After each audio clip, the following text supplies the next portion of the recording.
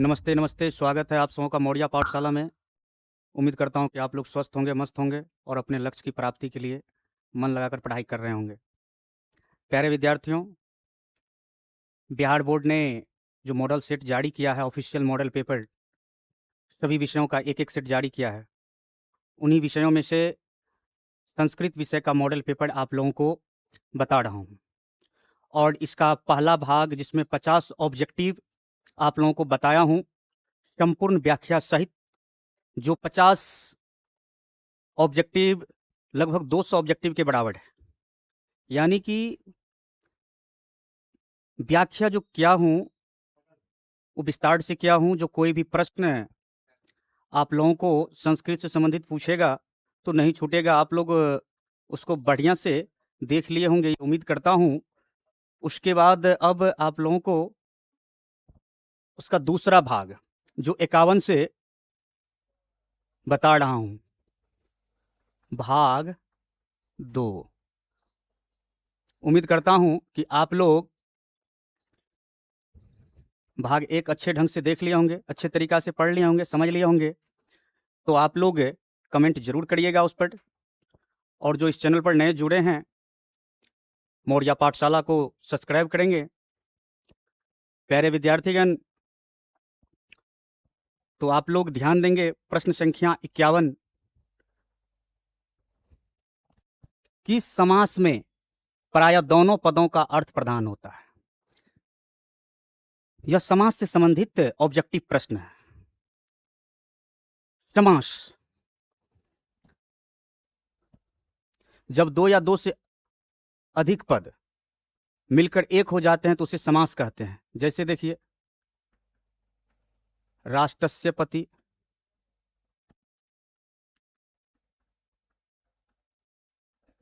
राष्ट्रपति। इसमें क्या हुआ? दो पद आपस में मिलकर के एक हो गए हैं, तो ये हो गए आपको समास। और राष्ट्रपति का ये हो गया समास विग्रह। जैसे आपको दे देगा गंगा जलम, समास का विग्रह करें। गंगा जलम समास है, इसका विग्रह करें तो आप लोग क्या करेंगे? गंगाया जलम। ये समास विग्रह हुआ। विग्रह, विभक्ति युक्त पदों में तोड़ने की क्रिया को विग्रह कहा जाता है। ये विग्रह हुआ, समास विग्रह। तो किस समास में प्रायः दोनों पदों का अर्थ प्रधान होता है? समास में आप लोग जानते होंगे, पढ़े हैं कि अव्ययी भाव समास, तत्पुरुष समास, द्वंद्व समास, बहुव्रीहि समास, कर्मधारय समास, द्विगु समास और नय समास। तो किस समास में प्रायः दोनों पदों का अर्थ प्रधान होता है?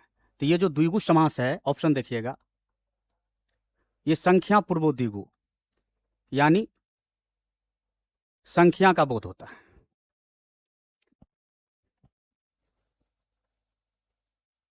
जिसका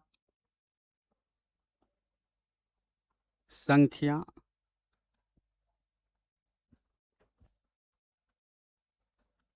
पूर्वो द्विगु, अर्थात जिसका पहला पद संख्यावाचक हो, उसे द्विगु समास कहते हैं। ये आप लोग पढ़े होंगे। द्वंद्व, उभय पद प्रधानो, उभय पद प्रधानो द्वंद्व, अर्थात जिसका समस्त पद प्रधान होता है, अर्थात जिसका दोनों पद चयुक्त होता है, उसे क्या कहते हैं? द्वंद्व समास। तो ये द्विगु संख्यावाचक हुआ, ये द्वंद्व समस्त पद चयुक्त होगा। तत्पुरुष समास में ये विभक्ति युक्त होते हैं और बहुव्रीहि, इसका अन्य पद प्रधान होता है। अन्य पद प्रधानो बहुव्रीहि। तो प्यारे विद्यार्थियों, किस समास में दोनों पदों का अर्थ प्रधान होता है? दोनों पदों का। तो यहां देख लीजिए आप लोग, 4 ऑप्शन है। द्विगु, ये तो संख्यावाचक होता है। द्विंद्व, इसका दोनों पद प्रधान होता है। तत्पुरुष, ये विभक्ति युक्त होते हैं। और बहुव्रीहि, अन्य पद प्रधान हो। तो द्विंद्व समास का कुछ उदाहरण दे रहा हूं। जैसे देखिए आप लोग, राम लक्ष्मणो, तो इसमें क्या बताए हैं कि जिसका दोनों पद प्रधान हो, राम भी और लक्ष्मण भी, या जिसके समस्त पद में क्या जुड़ा हो, चौ जुड़ा हो, चौ युक्त हो, तो इसका हो जाएगा राम च लक्ष्मण च, राम च लक्ष्मण च, या रामस्य लक्ष्मणस्य। तो प्यारे विद्यार्थियों, आप लोग इस 51 नंबर के प्रश्न का जवाब देंगे कि किस समास में प्रायः दोनों पदों का अर्थ प्रधान होता है। तो किस समास में? द्विगु में, कि द्विंद्व में, कि तत्पुरुष में, कि बहुव्रीहि में? तो द्विंद्व समास में दोनों पद प्रधान होता है। अब देखिए यहां 52 नंबर ऑब्जेक्टिव, नए समास। नए समास का उदाहरण निम्न में कौन सा है? तो यहां देखिए 4 ऑप्शन है। सुपुत्र, कुपुत्र, बहुपुत्र, अपुत्र। तो नए समास होता है क्या? नए समास का अर्थ होता है जिस समास का पहला पद नकारात्मक हो, यानी जो नकारात्मक अर्थ देता है, वो नए समास होता है। जैसे सुपुत्र, तो ये तो अच्छा पुत्र है, ये नकारात्मक का बोध नहीं करा रहा है, तो ये नए समास का उदाहरण नहीं है। बहुपुत्र मतलब बहुत सारे पुत्र, अनेक पुत्र का उदाहरण दे रहा है, इसमें तो नकारात्मक वाला अर्थ नहीं है, ये भी नहीं होगा। कुपुत्र, कुपुत्र यानी बुरा पुत्र, ये बुरा पुत्र है लेकिन नकारात्मक शब्द नहीं है, तो ये भी नहीं होगा। अब यहां देखिए अपुत्र, तो अ मतलब होता है नहीं, तो अपुत्र यानी पुत्र नहीं, ये नकारात्मक अर्थ दे रहा है। अर्थात नए समास का उदाहरण क्या होगा? अपुत्र। प्यारे विद्यार्थीगण, अब आगे चलते हैं अगला ऑब्जेक्टिव की तरफ। यहां ध्यान देंगे, 53 नंबर ऑब्जेक्टिव की ओर लेकर चलता हूं।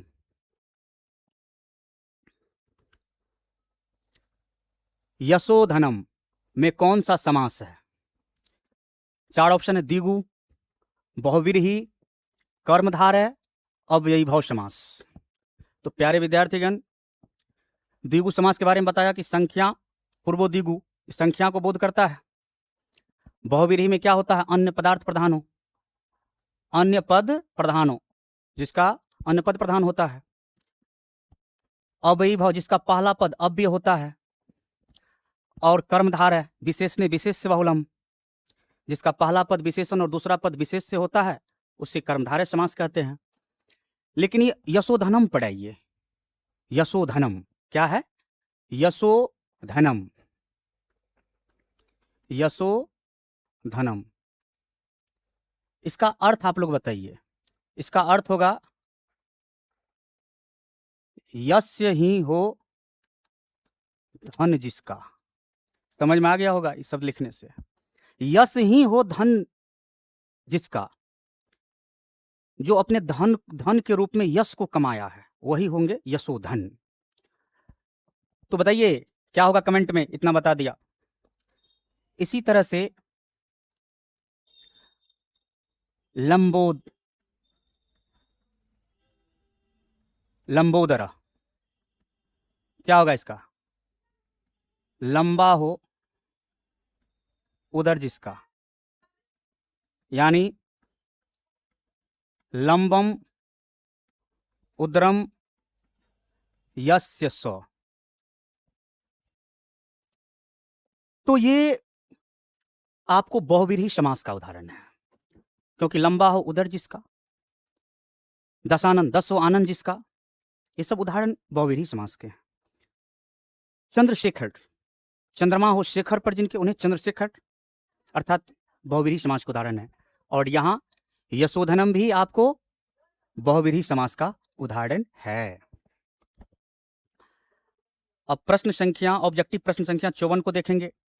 कृष्णस्य समीपम का समस्त पद क्या होगा, यानी कौन सा है। कृष्णस्य समीपम का समस्त पद निम्न में कौन सा है, तो देखिए यहां उपकृष्णम ऑप्शन में है, स्वकृष्णम, अनुकृष्णम, यथा कृष्णम। तो प्यारे विद्यार्थीगण, कृष्णस्य समीपम तो इसका होगा,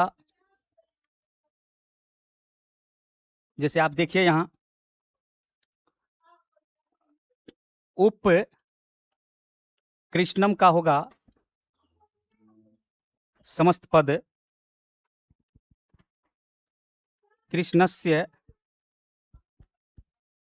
समीपम, उपकृष्णम कृष्णस्य समीपम। और इसी पर आधारित होता है उपगंगम, उपगंगम गंगाया समीपम, उपगंगम का क्या होगा, गंगाया समीपम। तो प्यारे विद्यार्थीगण, ये कृष्णस्य समीपम का समस्त पद क्या होगा, तो कृष्णस्य समीपम का समस्त पद आप देख सकते हैं यहां उपकृष्णम होगा। तो उपकृष्णम किस ऑप्शन में है, ए ऑप्शन में, ये सही होगा। अगर पूछ देता उपगंगम, ये गंगाया समीपम पूछ देता कि गंगाया समीपम का समस्त पद क्या होगा, तो आप क्या बोलते, उपगंगम। इसी को विपरीत तरीका से भी पूछा जा सकता है। जैसे आपको दे देगा उपकृष्णम का समास विग्रह करे तो कृष्णस्य समीपम, और ये कृष्णस्य समीपम, कृष्णस्य समीपम यानी उपकृष्णम किस समास का उदाहरण है, आप लोग कमेंट में बताइए किस समास का उदाहरण है। तो प्यारे विद्यार्थीगण, ये अव्ययी भाव समास का उदाहरण है। किस समास का, अव्ययी भाव समास का उदाहरण है। अब चलते हैं आगे, प्रश्न संख्या, ऑब्जेक्टिव प्रश्न संख्या 55। ऑब्जेक्टिव प्रश्न संख्या कितना, 55। कर्ता कारक में कौन सी विभक्ति प्रयुक्त होती है, ये देखो हलवा वाला प्रश्न आ गया है, हलवा वाला प्रश्न, बहुत ही साधारण। कर्ता कारक में कौन सी विभक्ति होती है, बहुत ही साधारण प्रश्न है, बहुत ही साधारण। तो यहां देखिए ऑप्शन है चतुर्थी, पंचमी, द्वितीया, प्रथमा। तो प्यारे विद्यार्थीगण, इसका आप लोग कमेंट देंगे, कमेंट में लिखेंगे कि कर्ता कारक में कौन सी विभक्ति होती है। आप लोग जानते हैं कि संस्कृत में विभक्तियां, प्रमुख विभक्तियां 7 होती है, और सारे विभक्ति का अपना चिन्ह होता है। जैसे कर्ता कारक का चिन्ह क्या होता है, ने, कर्म कारक का चिन्ह को, करण कारक का चिन्ह से के द्वारा। इसमें जो से है ये लगव को व्यक्त करता है, और संप्रदान कारक को के लिए अपादान कारक का चिन्ह से, ये जुदाई को व्यक्त करता है, ये से चिन्ह जुदाई को व्यक्त करता है। संबंध कारक काके की, रारेड़ी, अधिकरण कारक में पर। तो ये आपको मैं बताया कारक का चिन्ह, और यही कारक विभक्ति है। जैसे प्रथमा विभक्ति को क्या कहते हैं आप लोग, कर्ता कारक। चिन्ह पूछ देगा तो मालूम ही आपको, ने। कर्म कारक यानी द्वितीय विभक्ति, इसका चिन्ह होता है को। इस तरह से आप लोग संस्कृत व्याकरण में बहुत ही गहराई से और बारीकी से पढ़े हैं कि विभक्तियां 7 होती है। प्रथमा व्यक्ति को कर्ता कारक कहते हैं, द्वितीय विभक्ति को कर्म कारक कहते हैं, इस तरह से तृतीय विभक्ति को कड़न कारक, चतुर्थी विभक्ति को संप्रदान कारक, पंचमी विभक्ति को अपादान कारक, षष्ठी विभक्ति को संबंध कारक, सप्तमी विभक्ति को अधिकरण कारक। तो कर्ता कारक में कौन सी विभक्ति होती है? स्पष्ट है, कर्ता कारक में कौन सी विभक्ति होगी? प्रथमा। डी ऑप्शन सही। प्यारे विद्यार्थीगण, 55 नंबर का ऑब्जेक्टिव हो गया है। अब चलता हूं 56 नंबर की ऑब्जेक्टिव की ओर। स्वसर्पात विभेति, ऑब्जेक्टिव संख्या 56, स्वसर्पात विभेति। इसमें जो रेखांकित पद है, रेखांकित पद, ये सर्पात में रेखांकित है, सर्पात में रेखांकित पद में कौन सी विभक्ति है? कौन सी विभक्ति? ये लो, ये भी हलवा वाला क्वेश्चन, बहुत ही हल्का, बहुत ही आसान। आप लोग कमेंट में इसका जवाब दीजिए कि कौन सी विभक्ति है। देखने से ही पता चल रहा है कि आत, और आत आप लोग पढ़े होंगे। आत जो होता है वो पंचमी विभक्ति में आता है, लेकिन पंचमी विभक्ति में तो आता है कि इसका ये सही होगा, लेकिन आपको ये मालूम होनी चाहिए कि स्वसर्पात विभेति ये किस सूत्र पर आया है। ऐसा भी पूछ सकता है। कारक विभक्ति में बहुत सारे सूत्र हैं। प्रथमा विभक्ति के अपने सूत्र है, द्वितीय विभक्ति के भी सूत्र है, तृतीया, चतुर्थी, पंचमी, षष्ठी, सप्तमी, सारे विभक्ति के अपने सूत्र हैं, जो विस्तार से आप लोग संस्कृत व्याकरण में पढ़े हैं। और यहाँ उससे संबंधित बिहार बोर्ड के ऑफिशियल मॉडल पेपर में प्रश्न आया है, तो यहाँ भी इस चीज का चर्चा कर देता हूं कि स्वसर्पात विभेति, वह सर्प से, विभेति मतलब डरता है, वह सर्प से डरता है। तो डर के अर्थ कारक व्यक्ति में पढ़े होंगे, डर के अर्थ में पंचमी विभक्ति होती है, अर्थात जिससे भय और रक्षा की जाती है उसमें पंचमी विभक्ति होती है। और ये किस सूत्र के आधार पर? भित्रार्थानाम, भित्रार्थानाम भय हेतु, अर्थात जिससे भय और रक्षा, जिससे भय और रक्षा की जाती है उसमें कौन विभक्ति होती है? उसमें पंचमी विभक्ति होती है, उसमें पंचमी विभक्ति होती है, पंचमी विभक्ति होती है। जैसे स्वसर्पात विभेति, इसमें रेखांकित पद सर्पात में पंचमी था, लेकिन किस सूत्र के आधार पर? तो भित्रार्थानाम भय हेतु, या भय हेतु भित्रार्थानाम, ये भी पहले दे देगा, ये बाद में देगा। तो आपको कंफ्यूज नहीं होना है, आपको परेशान नहीं होना है। इसी का जैसे और एक दो वाक्य आपको हम बताते हैं।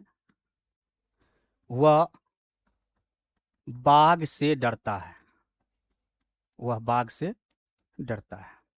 इसमें किससे भय लग रहा है? बाघ। तो इसमें पंचमी विभक्ति किसमें होगी? बाघ में। क्या होगा इसका संस्कृत अनुवाद? सौ व्याघ्र मतलब बाघ होता है, इसमें पंचमी लगाइएगा, पुल्लिंग सूत्र, तो व्याघ्रात विभेति, स्वव्याघ्रात विभेति। तो उम्मीद करता हूं कि आप लोगों को बहुत ही अच्छे से समझ में आ गया होगा कि स्वसर्पात विभेति रहे या स्वव्याघ्रात विभेति रहे। एक और आपको रक्षा संबंधित बता देता हूं, गुरु पाप से बचाते हैं, इस टाइप का मान लीजिए कोई आ गया, रक्षा से संबंधित। मैंने बताया ना कि भय और रक्षा की जाती है, उसमें पंचमी व्यक्ति होती है, भित्रार्थानाम भय हेतु सूत्र के आधार पर। इसमें कौन पाप से बचा रहे हैं? गुरु। तो जो भय और रक्षा करेंगे तो उसमें आप जान रहे हैं कि पंचमी व्यक्ति होती है। तो गुरु पापात त्रायते, या रक्ष्यते मतलब बचाते हैं। गुरु पापात त्रायते या रक्ष्यते। तो इस तरह से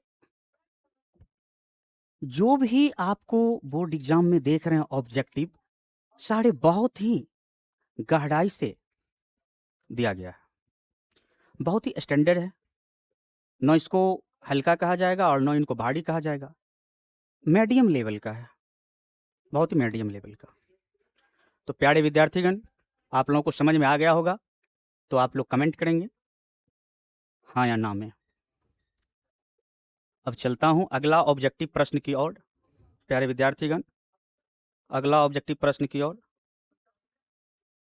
ऑब्जेक्टिव प्रश्न संख्या 57। अंतरा के योग में कौन सी विभक्ति होती है? अंतरा। ये अंतरा क्या है? अंतरा का हिंदी होता है बीच में। अंतरा का हिंदी होता है बीच में। तो अंतरा के योग में कौन सी विभक्ति होती है? 4 ऑप्शन है, प्रथमा, द्वितीया, पंचमी और तृतीया। तो प्यारे विद्यार्थीगण, ये भी कारक व्यक्ति के एक सूत्र पढ़ाए हैं। सूत्र का नाम है अभित, पड़ित, षड्वत, योगे, द्वितीया। इस सूत्र के आधार पर कारक व्यक्ति में अभित, परित, षड्वत, योगे, द्वितीया सूत्र है। इस सूत्र के आधार पर ये बनेगा। कैसे? इस सूत्र में ये बताया गया है, अर्थात अभिता मतलब दोनों और, परिता मतलब चारों और, सर्वता मतलब सभी और, अंतरा मतलब बीच में, अध मतलब नीचे, पूरा मतलब सामने के योग में द्वितीया विभक्ति होती है। अगर इस तरह का वाक्य रहेगा, इससे जुड़ा हुआ वाक्य रहेगा, तो उसमें द्वितीया विभक्ति का प्रयोग होता है। जैसे मान लीजिए रहेगा, गांव के चारों ओर, गांव के चारों ओर जंगल है। गांव के चारों ओर का बात हो रहा है, इससे संबंधित ये वाक्य आ गया, गांव के चारों ओर जंगल है। तो किसके चारों ओर? गांव के चारों ओर। तो हमने बताया कि जिसके चारों ओर, जिसके दोनों ओर, जिसके सामने, जिसके बीच में रहेगा, उसमें द्वितीय विभक्ति का प्रयोग किया जाएगा। तो जंगल है तो किसके चारों ओर है? गांव के चारों ओर है। तो गांव में कौन व्यक्ति लगेगा? द्वितीया। किस सूत्र के आधार पर? अभिता, परिता, सर्वता, योगी, द्वितीया के सूत्र के आधार पर।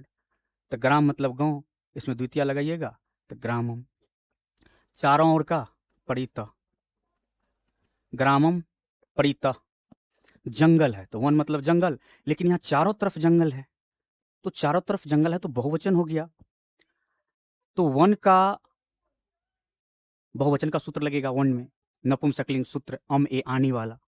क्योंकि वन नपुंसकलिंग शब्द है तो नपुंसकलिंग सूत्र लगेगा, तो अम ए आनी, तो वनानी। और बहुत सारा जंगल है, एक रहता तो अस्ति, दो रहता तो अस्ता, और बहुत है तो शंति। ग्रामम, परिता, वनानी, शंति। तो अब आप लोग देखिए अंतरा, इसी से संबंधित ये वाक्य देखिए।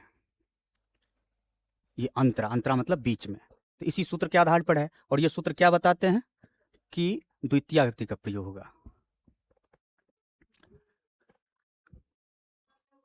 प्यारे विद्यार्थीगण, आप लोग अच्छे से समझ गए होंगे इसमें। अब आप लोगों को ले चलता हूं अगला ऑब्जेक्टिव प्रश्न पर। अगला ऑब्जेक्टिव प्रश्न है 58 नंबर में, पिता पुत्रेण स ग्रामम गच्छति। पिता पुत्रेण स, ये स साकम वाला। पिता पुत्रेण यानी पिता पुत्र के साथ, ग्रामम गच्छति यानी गांव जाते हैं। पिता पुत्र के साथ गांव जाते हैं, इसका हिंदी क्या होगा? पिता पुत्र के साथ गांव जाते हैं।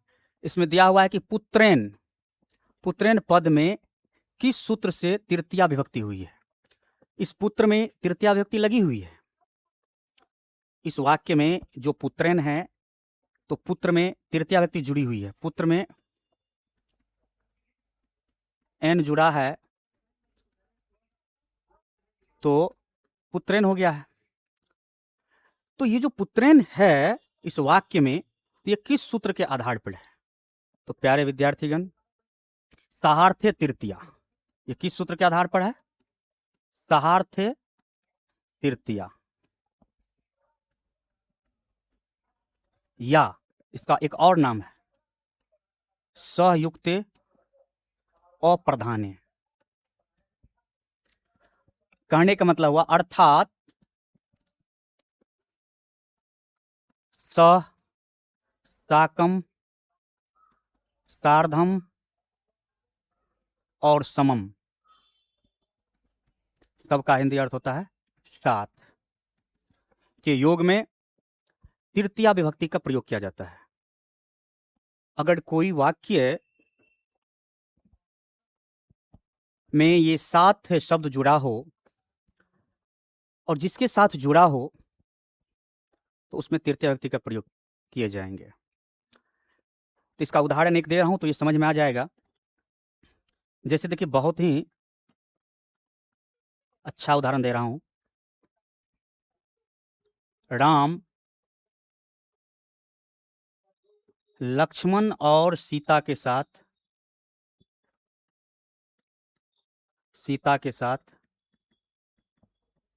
वन जाते हैं। तो बताइए, इस वाक्य में 7 जुड़ा हुआ है, 7 शब्द है, तो ये किस सूत्र के आधार पर है? सहार्थ तृतीया के आधार पर। और इसमें किसके साथ जा रहे हो? इस वाक्य में राम किसके साथ वन जा रहे हैं? किसके साथ वन जाते हैं राम? तो लक्ष्मण और सीता के साथ। तो जिसके साथ ये 7 शब्द जुड़ा रहेगा, जिसके साथ, उसमें लगेगी तृतीया विभक्ति। अर्थात लक्ष्मण और सीता में कौन सी विभक्ति का प्रयोग होगा? तृतीया। राम में प्रथमा, तो राम। लक्ष्मणेन, राम लक्ष्मणेन। सीता में तृतीया विभक्ति तो सीतिया। 7 का होगा स, च, और का च, वनम गच्छति। एक यहां देखिए, कर्ता के अनुसार क्रिया हुई है, इसलिए राम यहां एक वचन में है, प्रथम पुरुष एक वचन में, इसलिए प्रथम पुरुष एक वचन का भी सूत्र लगा है। तो राम किसके साथ वन जाते हैं? राम लक्ष्मणेन सीतिया स च वनम गच्छति। तो इसमें तृतीया विभक्ति का प्रयोग हुआ है, इसमें भी तृतीया विभक्ति का प्रयोग हुआ है। पिता, इसका हिंदी होगा पिता पुत्र के साथ गांव जाते हैं। पिता किसके साथ गांव जाते हैं? पुत्र के साथ गांव जाते हैं। तो किसके साथ? पुत्र के साथ, इसलिए पुत्र में जिसके साथ जाएगा उसमें तृतीया विभक्ति का प्रयोग होगा, इसमें तृतीया विभक्ति का प्रयोग हुआ है। और किस सूत्र के आधार पर है? 4 ऑप्शन है, सहार्थे तृतीया, अपवर्गे तृतीया, कर्णे तृतीया, यनांग विकारा तृतीया। तो आप लोग जान चुके हैं सहार्थे तृतीया।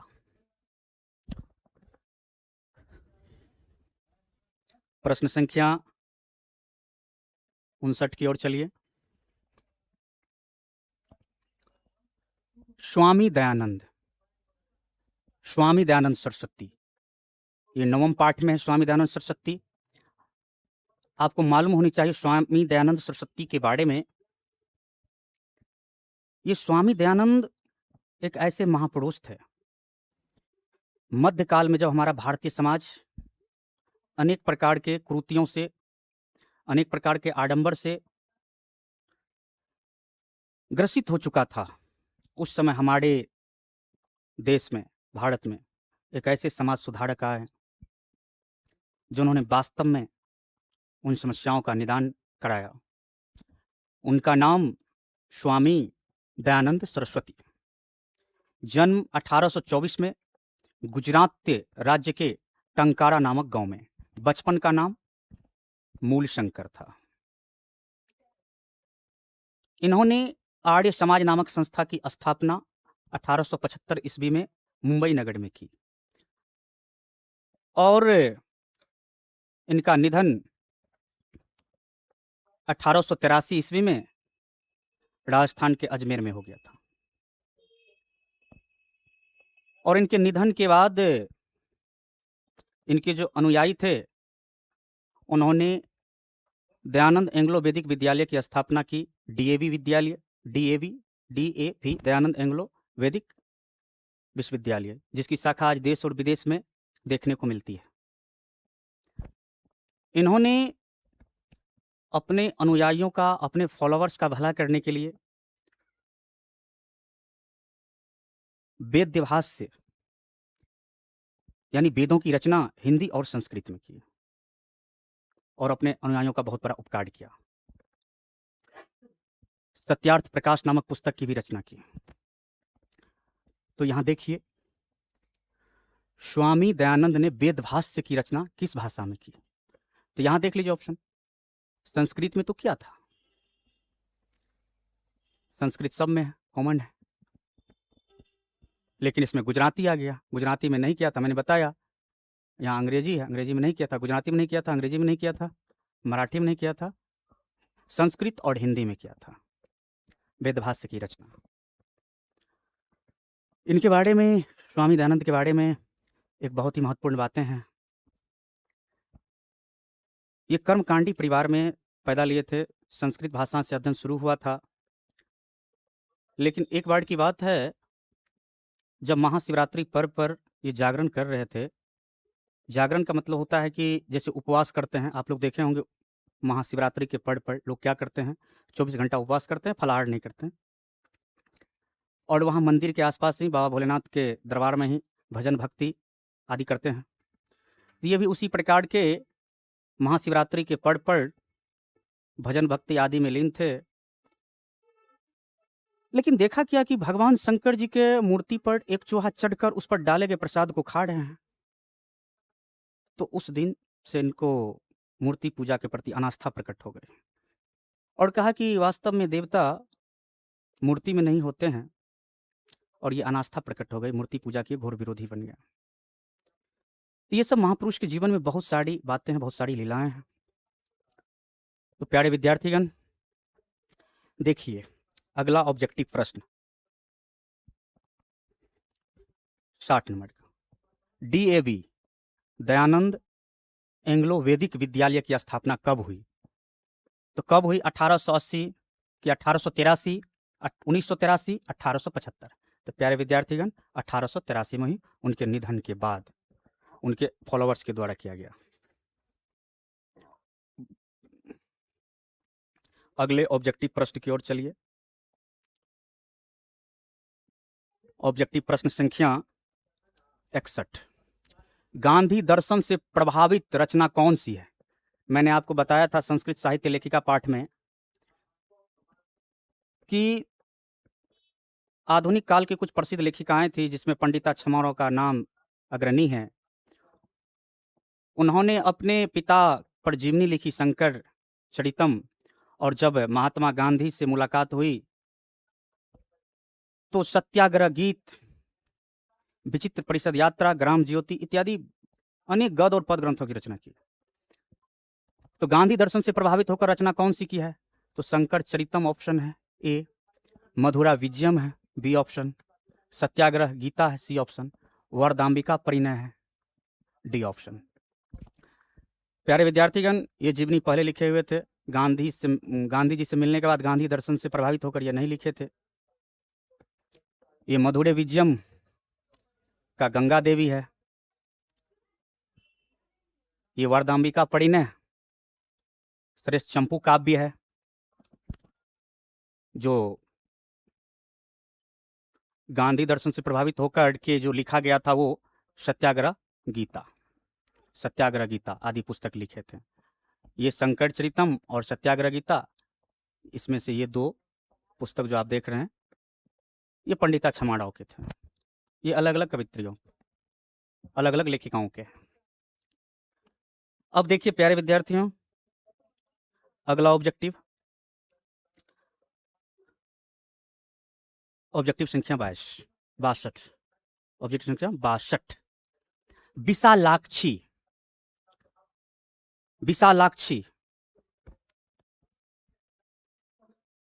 विशालाक्षी मतलब बड़ी बड़ी आंखों वाली। ये संबोधन किसके लिए प्रयुक्त है? ये बड़ी बड़ी आंखें किसके लिए प्रयुक्त किया गया है? ये शब्द किसके लिए प्रयुक्त किया गया है? तो आप लोग मंदाकिनी वर्णम पाठ में पढ़े होंगे, और ये मंदाकिनी वर्णम पाठ महर्षि वाल्मीकि के रामायण से लिए गए हैं। और महर्षि वाल्मीकि का जो रामायण है वो संस्कृत भाषा में है। उनमें क्या हुआ है आप देख सकते हैं मंदाकिनी वर्णम पाठ में। मंदाकिनी वर्णम का मतलब हुआ गंगा नदी का वर्णन। इस मंदाकिनी वर्णम में वनवास के समय में राम, लक्ष्मण और सीता के साथ चित्रकूट पहुंचते हैं। और यह चित्रकूट कहाँ है? आप लोग कमेंट में जवाब देंगे। मध्य प्रदेश के सतना जिला में इसका क्षेत्र है, चित्रकूट पर्वत का पड़ता है।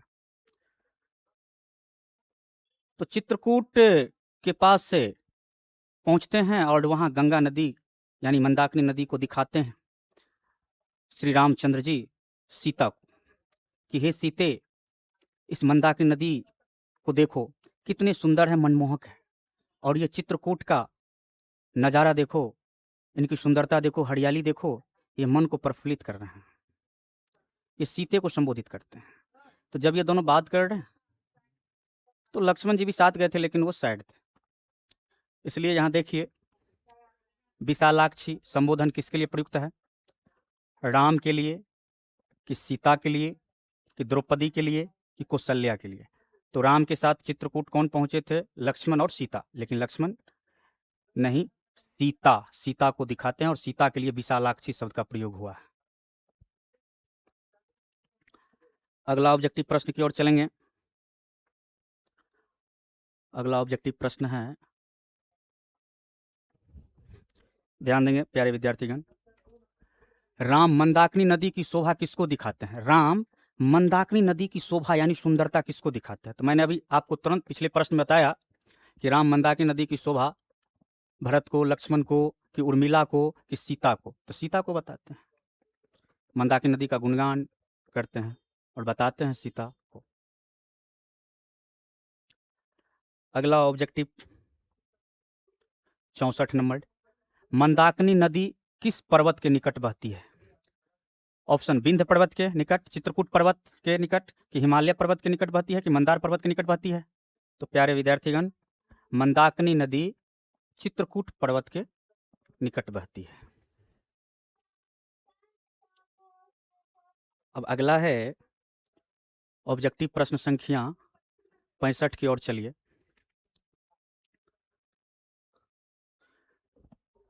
कुंभम, ये कुंभ मतलब क्या होता है? ये कुंभ मतलब क्या होता है? घड़ा, मिट्टी का बर्तन। घड़ा और मिट्टी का बर्तन कौन बनाते हैं?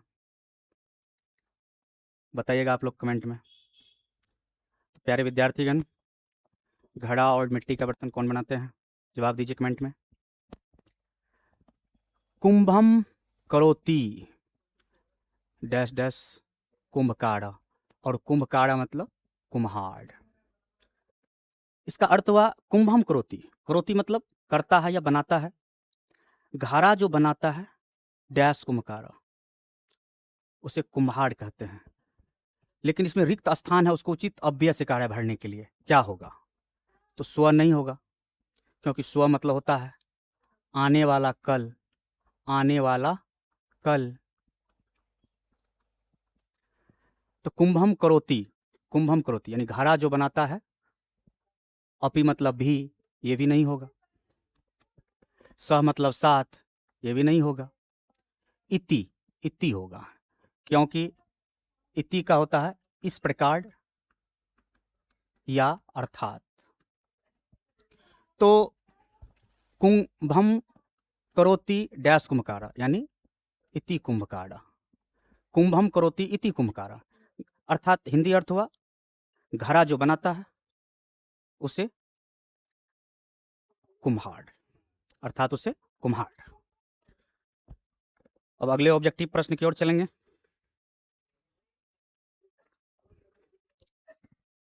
प्रश्न संख्या 66, कारिका का प्रकृति प्रत्यय निम्न में कौन सा है? कारिका, तो प्यारे विद्यार्थीगण 4 ऑप्शन है, कारक प्लस चाप, कारक प्लस डाप, कारक प्लस टाप और कारक प्लस घिए।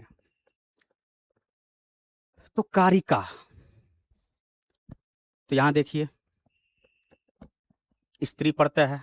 आप लोग पढ़े होंगे कि लेखक में टाप जुड़ता है तो लेखिका होता है। लेखक पुल्लिंग हुआ और लेखिका स्त्रीलिंग, यानी पुल्लिंग शब्दों को स्त्रीलिंग बनाने के लिए जिस प्रत्यय का प्रयोग किया जाता है उसे स्त्री प्रत्यय कहते हैं। तो लेखक में कौन सा प्रत्यय जुड़ा है? तो लेखिका हो गया, तो टाप प्रत्यय। गायक में टाप जुड़ेगा तो गायिका हो जाएगा। नायक में टाप जुड़ेगा, कौन सा प्रत्यय? टाप प्रत्यय, तो नायिका हो जाएगा। ठीक उसी तरह से बताइए, कारक कारिका है तो कारक में कौन सा प्रत्यय जोड़ेंगे? टाप प्रत्यय जोड़ेंगे तो कारक प्लस टाप से क्या हो जाएगा? कारिका। और इसमें कौन सा ऑप्शन है कारक प्लस टाप? ये ऑप्शन नंबर सी है, ये सही है। अब अगला 67 नंबर का ऑब्जेक्टिव आप लोग देखिए, नेतुम। नेतुम में कौन सा प्रत्यय है? नेतुम, तो इसके अंत में क्या है? तुम। तो याद करो विद्यार्थीगण कि जिस क्रियापद के अंत में तुम, तुम और इतुम लगा रहता है, तो व्याकरण में आप लोग पढ़े हैं, उसमें तुमुन प्रत्यय होता है। उसमें कौन प्रत्यय होता है? तुमुन प्रत्यय। तो यहां देखिए, ऑप्शन में ढूंढिए। ए ऑप्शन में तव्य है, बी ऑप्शन में ल्यूट है, सी ऑप्शन में तुमुन है, डी ऑप्शन में यत है। तो कौन सा ऑप्शन सही होगा? तुमुन। यानी नी प्लस तुमुन, नी प्लस तुमुन, यानी नी में तुमुन प्रत्यय जोड़ दिए हैं, नी जोड़ तुमुन, तो हो गया नेतुम। नी में तुमुन प्रत्यय जोड़े तो क्या हो गया? नेतुम। अब चलेंगे अगला प्रश्न संख्या 68 की ओर। 68, वासुदेव पद में कौन सा तद्धित प्रत्यय है? प्यारे विद्यार्थीगण, 4 ऑप्शन, घ, ढक, अन। तो यहां देखिए, वासुदेव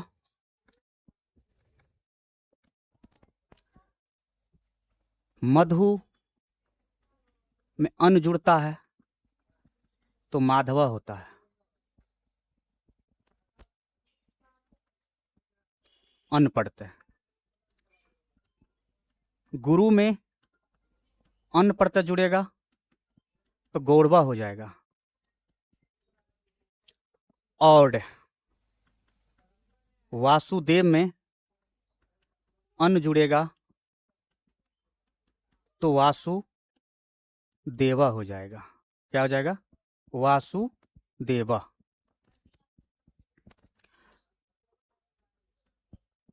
अन प्रत्यय पढ़े हैं, वासुदेव में अन प्रत्यय लग गया है तो वासुदेवा।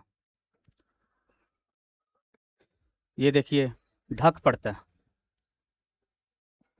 ढक प्रत्यय पढ़ाए हैं आपको पीछे। कुंती में ढक तो कौनतेय, राधा में ढक राधेय, गंगा में ढक प्रत्यय जुड़ेगा तो गांगेय, गांगेय। तो आप लोगों को पता चल गया कि वासुदेवा में कौन सा प्रत्यय है? तो अन प्रत्यय है। इसके अलावे भी कुछ ऐसे प्रत्यय आप लोगों को बता रहा हूं साइड में, उसको याद रख लीजिएगा। कुछ ऐसे प्रत्यय आपको बता रहा हूं, उसे याद रखिएगा आप लोग, जो केवल एक ही पद में लगता है, एक ही शब्द के लिए वो बना है। जैसे आप चाप प्रत्यय, ये केवल सूर्य शब्द में लगता है।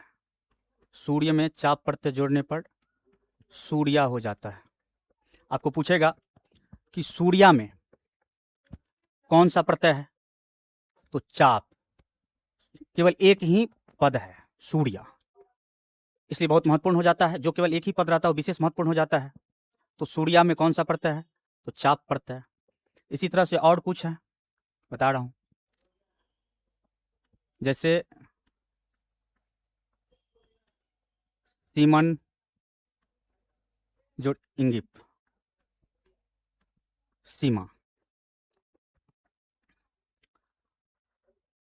उसके बाद निरी या नर में इंगिन प्रत्यय तो नाड़ी।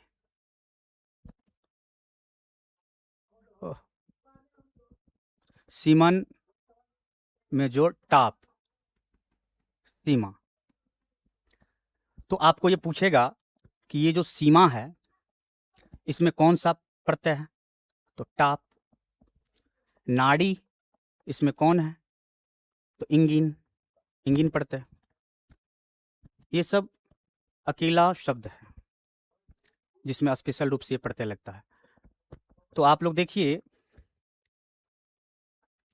राज्ञ, राज्ञ में कौन सा स्त्री प्रत्यय है, इंगिप, इंगिश, इंगिन, ती। तो प्यारे विद्यार्थीगण, राजन में, राजन है पुल्लिंग शब्द। अगर इसमें आप इंगिप प्रत्यय जोड़ते हैं तो राज्ञी हो जाता है, यानी राजन का स्त्रीलिंग राज्ञी। और स्त्री प्रत्यय में आप जान ही रहे हैं, पुल्लिंग शब्दों को जो स्त्रीलिंग बना दे उसे स्त्री प्रत्यय कहते हैं। तो राज्ञी में कौन सा स्त्री प्रत्यय है, तो राजन प्लस गीप, यानी राजन जोड़ गीप। तो ये ए ऑप्शन सही है, इंगिप प्रत्यय। प्रश्न संख्या 70 की ओर। त्व प्रत्यय से बना पद निम्न में कौन सा है। ये त्व प्रत्यय दे दिया है और इस त्व प्रत्यय किस में लगा हुआ है बताने के लिए कह रहा है, बताने के लिए कह रहा है त्व प्रत्यय किस में लगा हुआ है। 4 ऑप्शन है। तो प्यारे विद्यार्थीगण, आपको बताए हैं या नहीं बताए हैं, तो देखिए, आप लोग समझिए, पढ़े होंगे, आप लोगों को मालूम होगा। देखिए, जिस संज्ञा पद के अंत में त्वम लगा रहे हैं उसमें कौन सा प्रत्यय होता है, उसमें त्व प्रत्यय होता है। जैसे यहां पुरुष में त्व प्रत्यय लगा है, पुरुष शब्द में क्या लगा है, पुरुष में त्व, तो क्या हो गया है, पुरुषत्व। इसमें मानव प्लस तल, मानवता, तल प्रत्यय है उसमें। तो प्यारे विद्यार्थीगण, ऑब्जेक्टिव संख्या 70 तक बताया जा चुका है। अब प्रश्न, ऑब्जेक्टिव प्रश्न संख्या 71 की ओर चलें। बहुत ही महत्वपूर्ण ऑब्जेक्टिव है और बहुत ही महत्वपूर्ण ये क्लास होने जा रहा है आपसे विद्यार्थियों के लिए, क्योंकि अगर आप लोग मॉडल पेपर, जो ऑफिशियल मॉडल पेपर है, उनसे संबंधित पहला पाठ पढ़ लिए हैं और इनको भी अगर बारीकी से पढ़ लेंगे तो बहुत बड़ी समस्या का समाधान आपको देखने को मिलेगा। निपुण, निपुण का स्त्रीलिंग, स्त्रीलिंग पूछा जा रहा है। निपुण का स्त्रीलिंग क्या होगा, देखिए यहाँ निपुणी, निपुणी, निपुणा, निपुणति। प्यारे विद्यार्थीगण, आप लोग बताइए मुझे निपुण का स्त्रीलिंग क्या होगा।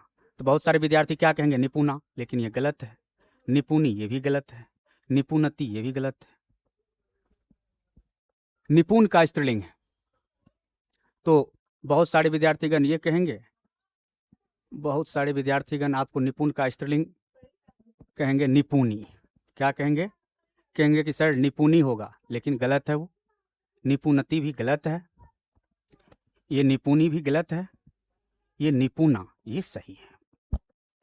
निपुण का स्त्रीलिंग रूप निपुणा, निपुणा होगा, निपुणा। ये बाहर से आया है, अलग से दिया है, कोई दिक्कत नहीं है, सब आप ही के सिलेबस से है, चिंता करने की जरूरत नहीं है। 10% 5% प्रश्न ऐसे होते हैं जो थोड़ा अलग से रहता है, अलग माइंड उसमें लगाना पड़ता है, तो घबराने की जरूरत नहीं है। लेकिन आज सब कुछ आपके सिलेबस से ही रहता है, जो पढ़ा हुआ रहता है। प्यारे विद्यार्थीगण, अब ऑब्जेक्टिव प्रश्न संख्या 72 की ओर चलिए। भूति पद का प्रकृति प्रत्यय, प्रकृति प्रत्यय कौन होगा। 4 ऑप्शन है, भू जोड़ ती, भू जोड़ अक्तिंग, भू जोड़ इंगिस, भू जोड़ सत्री। तो आप लोग देखिए इसका प्रकृति प्रत्यय क्या होगा, कौन सा सही होगा? तो ये बी ऑप्शन सही है, क्योंकि जिस धातु में अक्तिन प्रत्यय जुड़ता है तो अक्तिन प्रत्यय आपको ती देता है, यानी अक्तिन प्रत्यय यानी जिस क्रियापद के अंत में ती लगा रहे उसमें कौन सा प्रत्यय होगा? अक्तिन प्रत्यय। कौन सा प्रत्यय? अक्तिन प्रत्यय। तो भू प्लस अक्तिन भूति, तो ये बी ऑप्शन सही है 72 नंबर ऑब्जेक्टिव प्रश्न का। अब 73 नंबर ऑब्जेक्टिव प्रश्न की ओर बढ़ते हैं। व्याघ्र पथिक कथा, ये आपका 11वां पाठ का है, आपके पुस्तक के 11वां पाठ का है। व्याघ्र पथिक, व्याघ्र मतलब बाघ और पथिक मतलब राही, बाघ और राही की कहानी है। एक बूढ़ा बाघ था, गला हुआ नख दांत वाला, और तालाब के किनारे जोर जोर से बोल रहा था, भो भो पान था, इदम स्वर्ण कंकणम गृह्यत्याम, ओ राही या सोने का कंगन ले लो। बहुत सारे लोग गुजरे लेकिन कोई इस पर ध्यान नहीं दिया। लेकिन एक व्यक्ति, एक पथिक जो रास्ते से जा रहा था, उनकी बातों को अपने मन और मस्तिष्क में ले लिया कि भाग्य से ही ऐसा संभव होता है। ये बूढ़ा बाघ गला हुआ नाक दांत वाला कह रहा है सोने का कंगन ले लो, तो जरूर मेरे भाग्य में संभव था, इसलिए बोल रहा है। कुछ आदमी को लगता है कि ये मेरे लिए ही हुआ है। तो वही हुआ उस पथिक के साथ। तो पथिक सोचा कि क्यों नहीं इससे एक बार संतुष्ट हो जाए, पूछ लेता हूँ कि कहाँ है तुम्हारे कंगन। पथिक बोला, ओ हिंसक, कैसे तुम पर विश्वास किया जाए, और कहाँ है तुम्हारा सोने का कंगन? तो हाथ पसार करके सोने कंगन दिखाते हैं, और पथिक को विश्वास दिलाने के लिए बूढ़ा बाघ कहता है, सुनो रे राही, पहले जवानी में मैं बहुत दुराचारी था, और उसी वजह से मेरे पुत्र और पत्नी की मृत्यु हो गई और मैं वंशहीन हो गया। तब किसी धार्मिक व्यक्ति ने मुझे उपदेश दिया कि आप बहुत गए मनुष्यों का वध कर चुके हैं, इसलिए आप स्नानशील दानी यानी दान धर्म पुण्य करिए, तो आपका वो पाप कट जाएगा। इसलिए मैं आज स्नान करके गला हुआ नाक दंत वाला बूढ़ा हूँ, फिर भी मुझ पर क्यों नहीं विश्वास करते हो? मैं विश्वास के लायक कैसे नहीं हूँ? मुझ पर विश्वास कर सकते हो। और सुनो भी, मेरे द्वारा धर्मशास्त्र भी पढ़ा गया है। धर्मशास्त्र में लिखा हुआ है कि हे कुंती पुत्र, धनवानों को धन मत दो, क्योंकि दवा रोगी के लिए सहायक होता है, निरोगी के लिए किसी काम का नहीं। इन सब बातों से, बाघ के इन झूठी बातों से पथिक लोभ में आतुर होकर के बूढ़े बाघ के बातों में फंस जाता है। उसके बाद बूढ़ा बाघ कहता है, चलो आओ, ये जो तालाब है इसमें स्नान करो और सोने कंगन ग्रहण करो। लोभ से आतुर होकर वराही तालाब में स्नान करने के लिए प्रवेश करता है, तो उसमें महापंख था, बहुत कीचड़ था। महाकीचड़ में फंस जाता है और वह बूढ़ा बाघ के द्वारा मारा जाता है और खा लिया जाता है। इसलिए कहा जाता है कि लोभ बहुत बड़ा दुश्मन है, लोभ नहीं करना चाहिए। लोभ का जो कारण होता है बहुत भयंकर होता है। प्यारे विद्यार्थीगण, व्याघ्रपति कथा में किसका दुष्परिणाम बताया गया है? तो व्याघ्रपति कथा में काम का, कि मोह का, कि लोभ का, कि क्रोध का? प्यारे विद्यार्थीगण, लोभ का। लोभ के कारण ही वराही क्या हुआ? लोभ से आतुर होकर के महाकीचड़ में फंस गया और बाघ के द्वारा, बूढ़े बाघ के द्वारा मारा गया।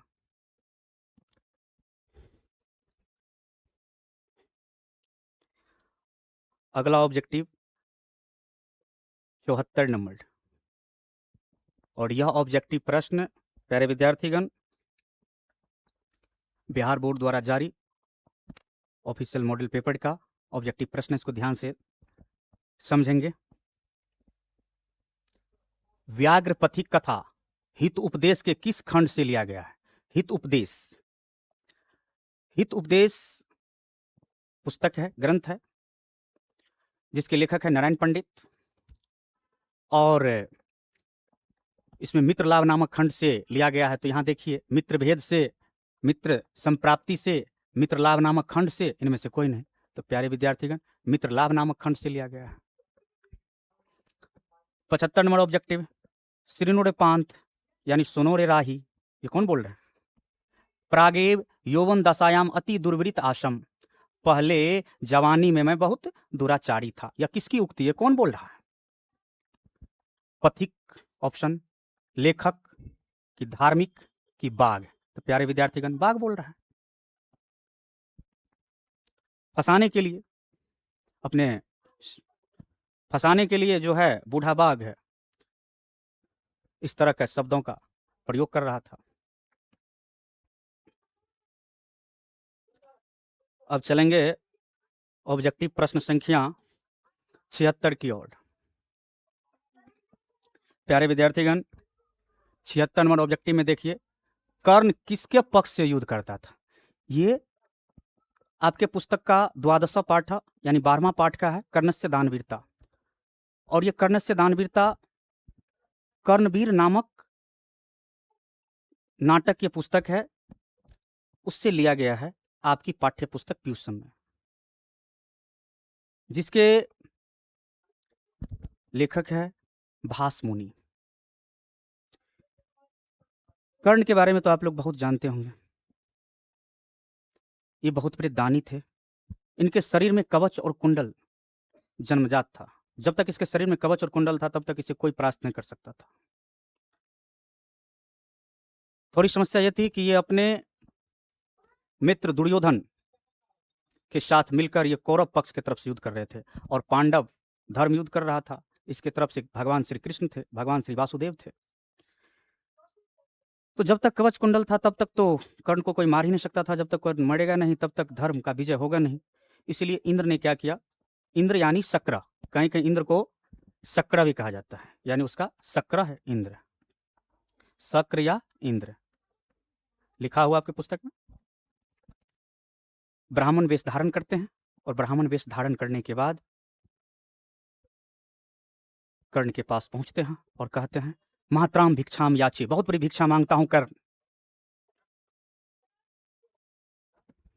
कर्ण बहुत बड़ी भिक्षा के रूप में सबसे पहले अलंकार सहित, यानी बछड़ा सहित 1000 गायें देती, लेकिन वो लेने से इनकार कर देते हैं, क्योंकि उनकी इच्छा गाय, बछड़ा, सोना, चांदी, जमीन आदि लेने का नहीं था। वो कवच कुंडल लेने आए हुए थे कर्ण कर्ण से इंद्र ब्राह्मण के वेश में। तो कवच कुंडल जब देने लगता है, तो कर्ण का जो सारथी था शल्य, वो रोकता भी है, लेकिन नहीं रुकता है, और बोलते हैं, मत रोको शल्यराज, इस संसार में दान ही एक ऐसा चीज है जो सदैव स्थिर रहता है, न तो सब कुछ का क्षय हो जाता है।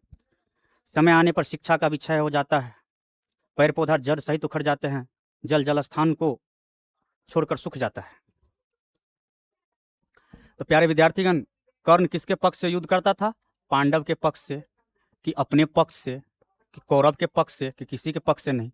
तो कौरव के पक्ष से। कौरव पक्ष था युद्धम करोति, कौरव पक्ष से युद्ध कर रहे थे कर्ण, बहुत बड़े महारथी थे। अब अगला ऑब्जेक्टिव की ओर चलें। अगला ऑब्जेक्टिव की ओर, मात्राम भिक्षाम याचे। मात्राम भिक्षाम याचे, यानी बहुत बड़ी भिक्षा मांगता हूं। यह किसकी उक्ति है? ये कौन बोले थे कि बहुत बड़ी भिक्षा मांगता हूं? तो कर्ण के पास भिक्षा मांगने के लिए कौन आए थे? इंद्र, ब्राह्मण के वेश में। तो बहुत बड़ी भिक्षा मांगता हूं, यह किसकी उक्ति है? किसने कहा?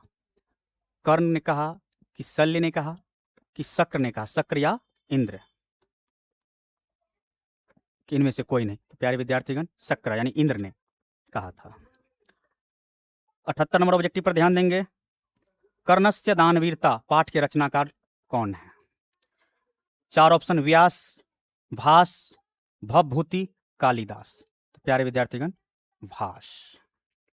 भास मुनि थे कर्णस्य दानवीरता पाठ के लेखक, जो कर्णभार नामक नाटकीय ग्रंथ है। कर्णभार नामक नाटकीय ग्रंथ है। इसी से आपके 10वीं कक्षा के पाठ्य पुस्तक में कर्णस्य दानवीरता नाटक लिया गया। ऑब्जेक्टिव प्रश्न संख्या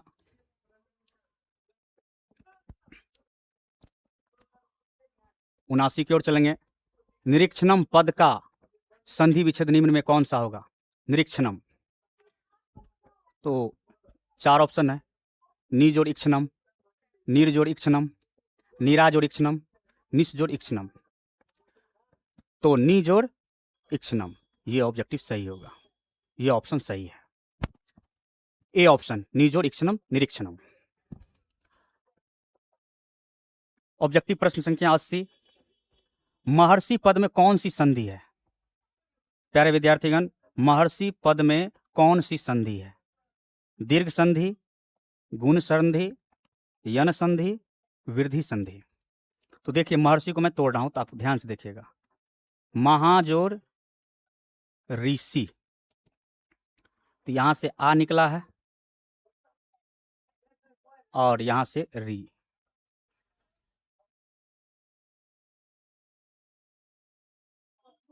और या आ के बाद अगर री जुड़ता है तो अर हो जाता है। तो आप लोग जानते हैं स्वर वर्ण है, स्वर वर्ण है, और स्वर संधि के 5 भेद होते हैं, दीर्घ, गुण, वृद्धि, यन और आयादी। तो इसमें यहां देखिए, ये देख लीजिए, दीर्घ स्वर संधि नहीं है, यन भी स्वर संधि नहीं है, वृद्धि भी स्वर संधि नहीं है, ये गुण स्वर संधि का उदाहरण है।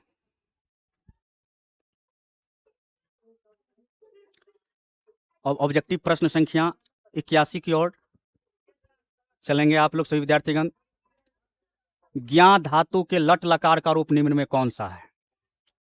4 ऑप्शन है, जानाति, जानातु, ज्ञास्यति, अज्ञानात। तो लट लकार का रूप कौन सा होगा? ज्ञा धातु के रूप लट लकार। तो लट लकार का आप लोग सूत्र जानते होंगे, तीत अंति सीथ थ आमी आव आम। तो तीत अंति सीथ थ, तो ये तो नहीं होगा, लट लकार का इसमें सूत्र नहीं है, ये भी नहीं है, ये भी नहीं है, ये है, क्योंकि ती है।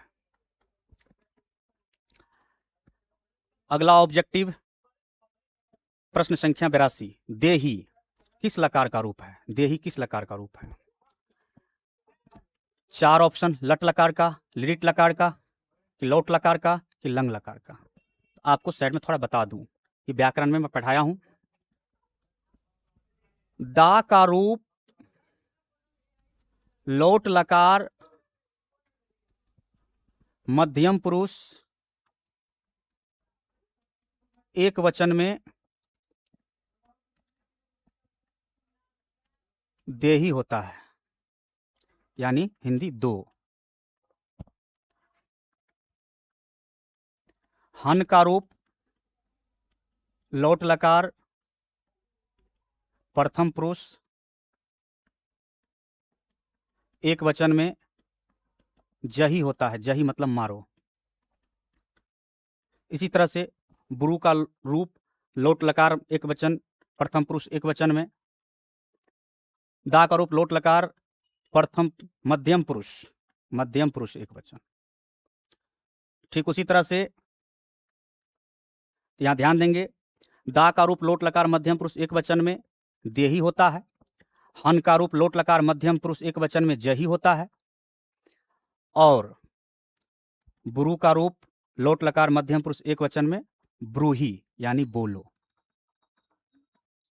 जैसे सदा सत्य बोलो, तो सदैव सत्यम ब्रूही या सदैव सत्यम वद।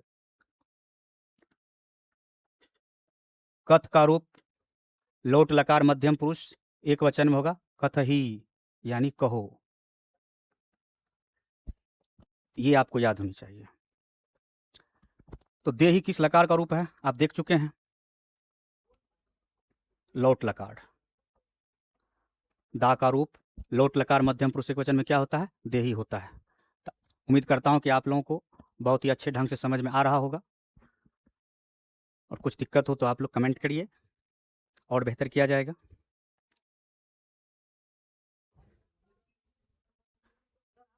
प्यारे विद्यार्थीगण, ऑब्जेक्टिव प्रश्न संख्या 83 की ओर चलिए।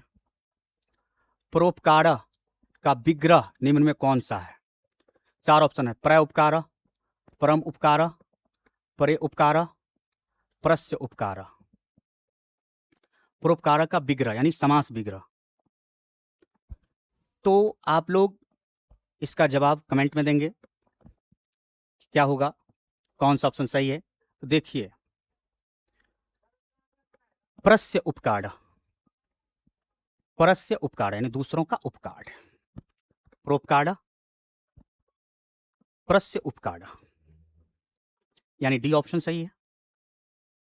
अब अगला ऑब्जेक्टिव प्रश्न संख्या 84, पानीपादम किस समास का उदाहरण है। पानीपादम, प्यारे विद्यार्थीगण, समास में आप लोग पढ़े होंगे पानीपादम। ये पानी मतलब हाथ, पाद मतलब पैर। ये द्विगु समास नहीं, ये द्वंद्व समास को व्यक्त कर रहा है। एक ही समास को व्यक्त कर रहा है, द्वंद्व समास। देखो कैसे, पानी चौ,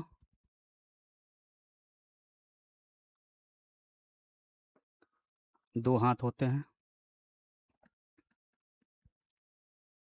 पानी चौ, पादो चौ। प्यारे विद्यार्थीगण, पानी चौ, पानी चौ यानी दो हाथ, पादा चौ दो पैर। तो ये चौ युक्त है, तो इससे पहले बता चुका हूं कि द्वंद्व समास है। तो पानीपादम किस समास का उदाहरण है।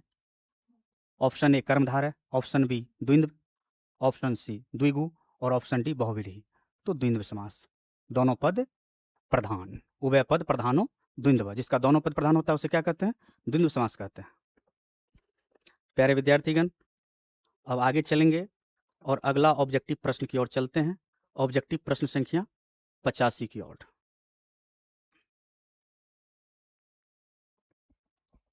विद्यालय, विद्यालय का विग्रह निम्न में कौन सा है। विग्रह,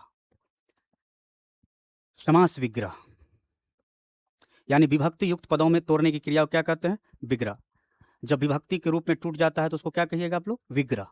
तो चार ऑप्शन है, विद्याया आलिया, विद्या आलिया, विद्यालय, आलय विद्या।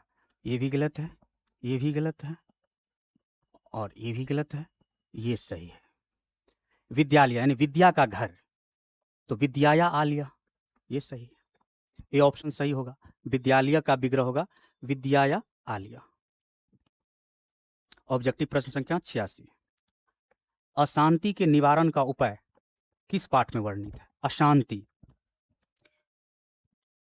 प्यारे विद्यार्थीगण, आप लोगों का जो मंगलम पाठ, ये जो आपका प्यूषम है उसमें पहला मंगलम है, अंतिम शास्त्रकारा, और उससे पहले 13वां पाठ में है विश्व शांति। विश्व शांति पाठ में आप देखे होंगे कि ये सारा संसार अशांति के सागर तट पर विराजमान देखे जाता है। किसी भी देश में शांति नहीं, हर जगह शांति फैली हुई है, और कुछ देशों के बीच तो शीत युद्ध चल रहा है। तो अशांति के निवारण का उपाय किस पाठ में है, ये मंगलम ऑप्शन है ए, बी ऑप्शन में विश्व शांति, शास्त्रकारा, और ये नीति श्लोका। तो बोलिए, अशांति के निवारण क्या है, अशांति के निवारण का उपाय क्या है, किस पाठ में है, तो विश्व शांति पाठ में है, विश्व शांति। जब एक दूसरे का सहयोग किया जाएगा, दुख सुख में सहभागी होंगे, तो स्वाभाविक है कि वो जो अशांति है वहां शांति आएगी।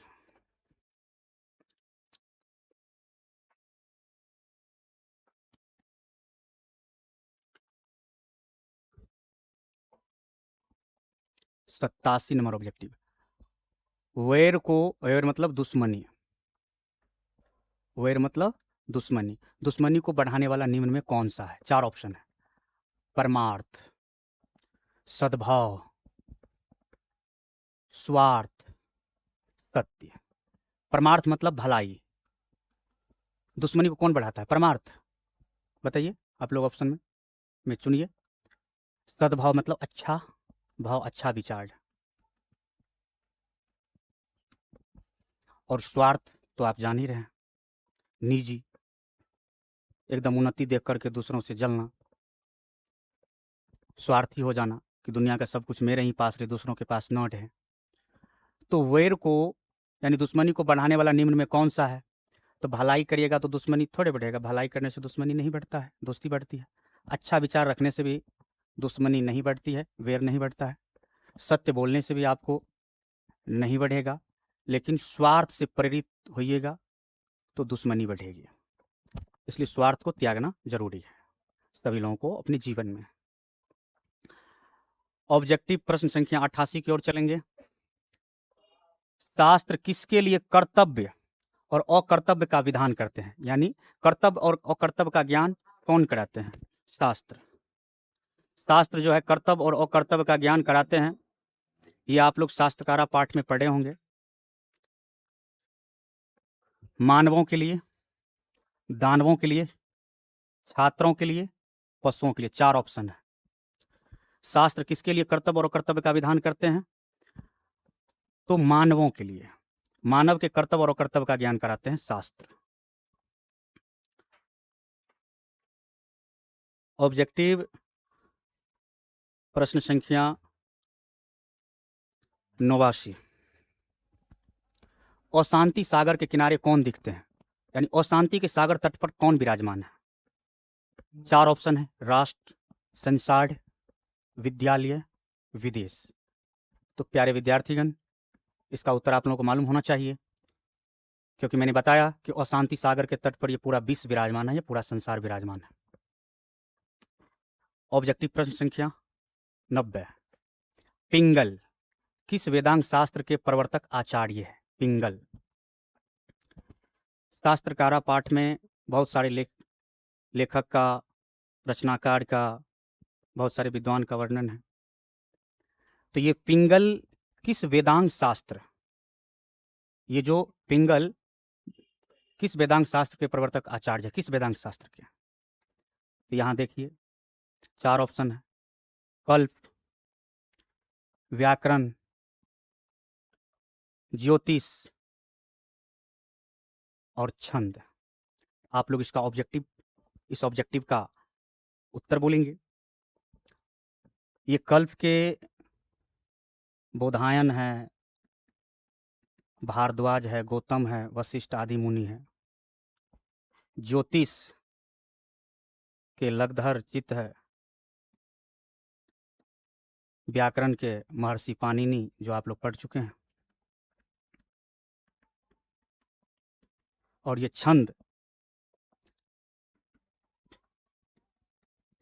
पिंगल द्वारा रचित है। और छंद के प्रवर्तक आचार्य कौन है? प्रवर्तक आचार्य छंद के पिंगल। ये देखिए यहाँ, पिंगल किस वेदांग शास्त्र के? तो पिंगल किस वेदांग शास्त्र के? तो छंद वेदांग शास्त्र के प्रवर्तक आचार्य है। अगला ऑब्जेक्टिव प्रश्न संख्या 91 बहुत ही महत्वपूर्ण है, बहुत ही आसान है। अगर आप लोग पढ़े हुए हैं तो आसानी से आप लोगों को बन रहा होगा, और अगर नहीं बन रहा है तो समझिए आप लोगों में कमी है, अभी अध्ययन की ज़रूरत है, समय है अभी आप लोगों के पास, अभी आप कुछ कर सकते हैं। फिर 1 माह अगर बीत जाएगा तो आप लोगों के हाथ में कुछ नहीं रहेगा। इसलिए आप लोग मेरे द्वारा पढ़ाए गए चीज़ों का अध्ययन करिए, मौर्य पाठशाला से जुड़िए। प्यारे विद्यार्थियों, कृषि विज्ञान के प्रवर्तक आचार्य कौन है? कृषि विज्ञान। तो आप देख सकते हैं 4 ऑप्शन। कृषि विज्ञान को किसने लिखा है? तो ये 4 ऑप्शन है। पहला आर्यभट्ट, दूसरा Charak, C option Parashara, D option Varahamihira. तो चरक संहिता को लिखे हैं, वराहमिहिर बृहत संहिता को लिखे हैं, आर्यभट्ट नामा ग्रंथ को लिखे हैं, और पराशर मुनि कृषि विज्ञान को लिखे हैं। तो कृषि विज्ञान के प्रवर्तक आचार्य कौन है? पराशर मुनि। प्यारे विद्यार्थीगण, अब ऑब्जेक्टिव प्रश्न संख्या 92 को ध्यान से देखेंगे। धनेशः का संधि विच्छेद निम्न में कौन सा है? 4 ऑप्शन है। धन जोड़ ईस, ध जोड़ नेस, धन जोड़ एस, धन जोड़ एस। तो प्यारे विद्यार्थीगण, धन जोड़ ईस से होगा धनेश। कैसे? यहां देखिए, यहां से अ और यहां से दीर्घ ई। अ जोड़ ई अगर जुड़ा है तो ए होगा। जैसे कुछ और उदाहरण दे देता हूं। नर जोड़ इंद्र, नरेंद्र। रमा जोड़ इस, रमेश।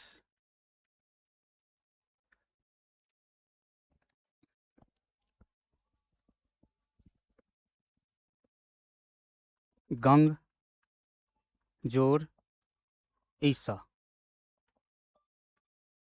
गंगेश। यानी पहला पद का अ और दूसरे पद का ई जुड़ता है तो ए का निर्माण होता है। अर्थात इसका आपने देखा, धन जोड़ी सा धनेसा होगा। ए ऑप्शन सही। प्यारे विद्यार्थीगण,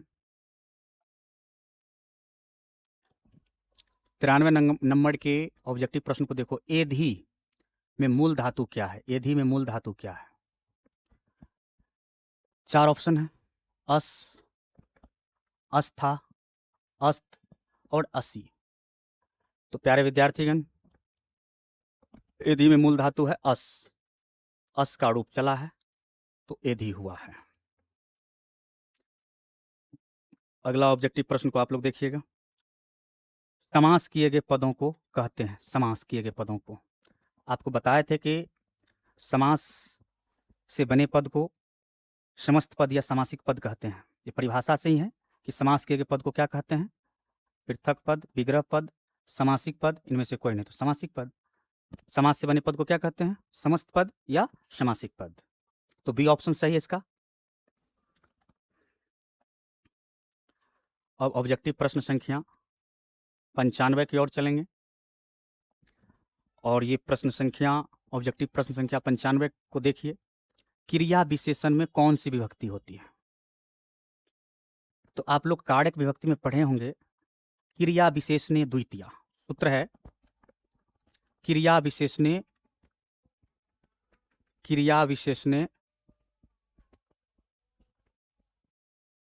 द्वितीया। आप लोग देखे होंगे, पढ़े होंगे और समझे होंगे तो आसानी से बन जाएगा। अर्थात क्रिया विशेषण पद में क्या होती है? द्वितीया विभक्ति। क्रिया विशेषण पद में द्वितीया विभक्ति होती है। विभक्ति होती है। एक उदाहरण दे रहा हूं। जैसे वह मीठा बोलता है या मधुर बोलता है। वह मीठा बोलता है। तो क्रिया विशेषणे द्वितीया, अर्थात क्रिया विशेषण पद में द्वितीया व्यक्ति होती है। तो वह मीठा बोलता है, तो मीठा क्रिया विशेषण है, इसमें द्वितीया व्यक्ति होगी। तो स मधुरम वदति। इसी सूत्र के आधार पर यहां देखिए, क्रिया विशेषण में कौन व्यक्ति होगी? प्रथमा कि तृतीया कि चतुर्थी कि द्वितीया? तो द्वितीया। क्रिया विशेषण द्वितीया है तो सूत्र से डायरेक्ट आया।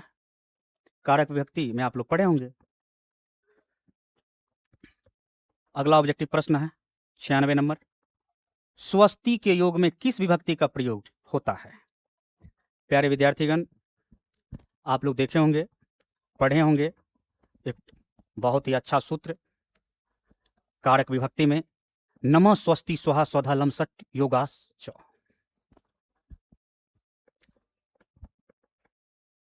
तो स्वस्ति के योग में किस विभक्ति का प्रयोग होगा? किस विभक्ति का?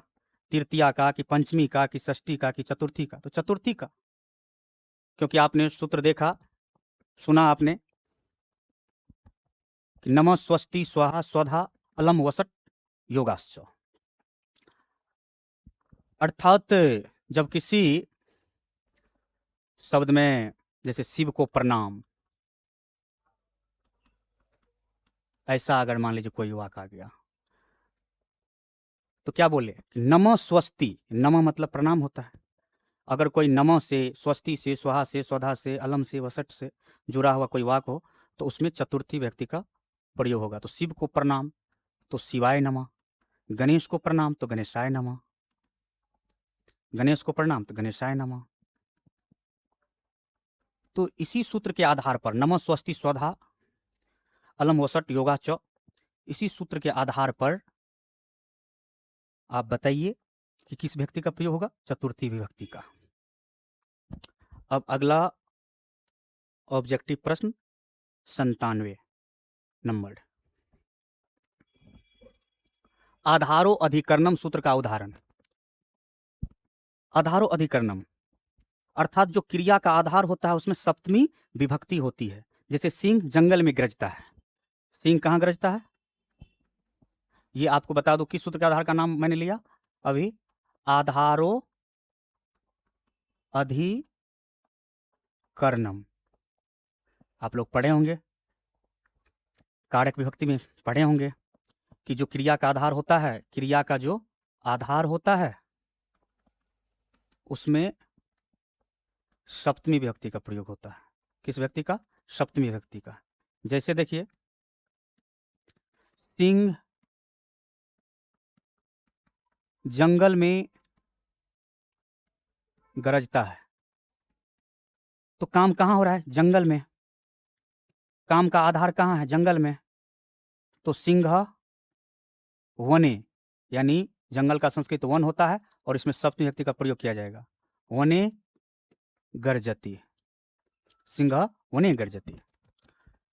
तो यहां भी देखिए, आधारो अधिकरणम सूत्र का उदाहरण, स्वसर्पात विभक्ति, इसमें तो पंचमी लगा हुआ है, ये नहीं होगा। सीतारामेन स गच्छति, सीताराम के साथ जाते हैं, ये भी नहीं होगा क्योंकि ये सहार्थे तृतीया वाला है। इसमें कौन सूत्र लगा हुआ है? सहार्थे तृतीया। इसमें भित्रार्थानाम भय हेतु बताएं आपको, भित्रार्थानाम भय हेतु, भित्रार्था नाम भय हेतु, ये सूत्र है इसमें। अहम पुस्तकम पढ़ामी, मैं पुस्तक पढ़ता हूं। पात्रे वर्तते जलम, पात्र में जल है। पात्र यानी बर्तन में जल है, बर्तन में जल है। तो यहां देखो में आया है, तो जल किस में है? बर्तन में। काम का आधार क्या है? जल का आधार क्या है? बर्तन। तो इसका सी ऑप्शन सही है। अर्थात जो क्रिया का आधार होता है, काम का आधार होता है, उसमें सप्तमी व्यक्ति होती है और आधारो अधिकरणम पात्रे वर्तते जलम, उसका उदाहरण सी ऑप्शन सही है। प्रश्न संख्या 98, निम्न में कौन सा उपसर्ग नहीं है? इसमें उपसर्ग चेक करना होगा कौन सा उपसर्ग नहीं है। नहीं है, जैसे यहां देखिए, निस, दुस, दुर, ये भी उपसर्ग है, ये भी उपसर्ग है, ये भी उपसर्ग है। ये उपसर्ग नहीं है क्योंकि इसमें हलंत नहीं लगा हुआ है। प्यारे विद्यार्थीगण, आप लोगों को 98 ऑब्जेक्टिव प्रश्न अभी तक बता चुका हूं और अब आप लोगों को ऑब्जेक्टिव प्रश्न संख्या 99 की ओर ले चलता हूं। ध्यान देंगे, निवर्त्य में प्रयुक्त प्रत्यय है, निवर्त्य में प्रयुक्त प्रत्यय है अन्यड, अक्तवा, अन्यत और लियप। तो आप लोग ये देख लीजिए निवृत्ति का क्या होगा।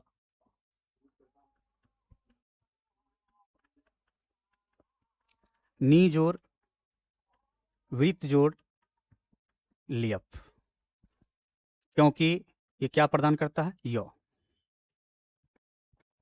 तो आप देख सकते हैं नी जोड़ वृत्त जोड़ लियप से निवर्त्य होगा। अर्थात इसमें लियप प्रत्यय है। अनियर में जान रहे थे आप, अनिय अनिय अनियम तो है ही नहीं। अक्तवा में तो जान ही रहे हैं, तुआ टुआ इतवा है ही नहीं। नियत में जैसे क्री प्लस नियत कार्य, इस तरह से भी नहीं है विसर्ग। जिसमें आर्य और अय लगा रहा था उसमें अनियत प्रत्यय होता है, वो भी नहीं है।